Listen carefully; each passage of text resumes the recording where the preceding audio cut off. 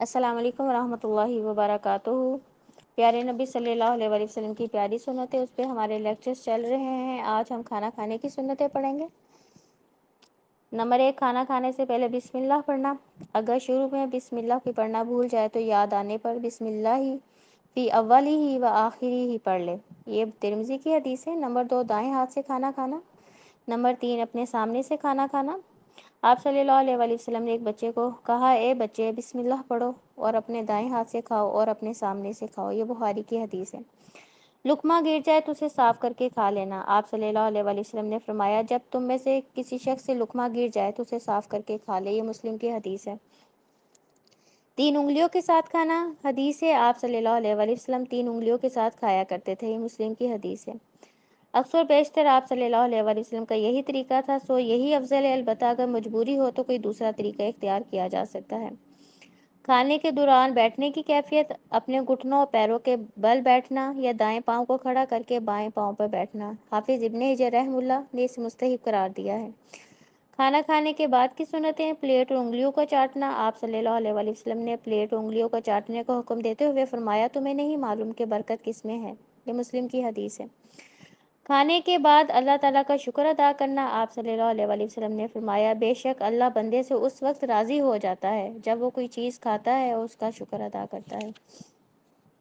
یعنی کہ انسان جب اللہ کا شکر ادا کرتا ہے کھانا کھانے کے بعد تو اللہ تعالیٰ اس بندے سے خوش ہو جاتا ہے، راضی ہو جاتا ہے۔ آپ صلی اللہ علیہ وآلہ وسلم کھانا کھانے کے بعد اللہ کا شکر ان الفاظ میں ادا کرتے تھے، ترمذی کی حدیث ہے، الحمدللہ الذی اطعمنی ھذا ورزقنیہ من غیر حول منی ولا قوۃ۔ تمام تعریفیں اس اللہ کے لیے ہیں جس نے یہ کھانا مجھے کھلایا اور میری کوشش اور طاقت کے بغیر مجھے یہ عطا فرمایا۔ اب دیکھ لیں اس دعا کی کتنی فضیلت ہے کہ جو بندہ بھی یہ دعا پڑھتا ہے کھانا کھانے کے بعد، اللہ اس بندے کے پچھلے سارے گناہ معاف کر دیتا ہے۔ تو اس دعا کو آپ سب لوگ زبانی یاد کریں اور اس دعا کو ضرور کھانے کے بعد پڑھیں۔ دیکھیں کتنا چھوٹا سا عمل ہے، اور ترمذی کی حدیث ہے کہ اس دعا کو پڑھنے سے اللہ اس بندے کے سارے گناہ جو ہے وہ معاف کر دیتا ہے، کیونکہ اس دعا میں انسان سارا کریڈٹ کس کو دے رہا ہے؟ اللہ کو دے رہا ہے، کہ انسان جتنی مرضی کوشش کر لے مگر وہ کبھی بھی نہیں کھا سکتا، ایک لقمہ بھی اپنے حلق سے نیچے نہیں لے کے جا سکتا۔ یہ صرف اور صرف اللہ تعالیٰ کی رحمت برکت ہوتی ہے کہ انسان جو ہے وہ کھانا کھا لیتا ہے اور وہ کھانا اسے ہضم بھی ہو جاتا ہے۔ اس لیے انسان کو صدقے دل سے اللہ کا شکر ادا کرنا چاہیے۔ یہ کچھ کھانا کھانے سے پہلے کے کھانا کھانے کے بعد کی سنتیں ہیں۔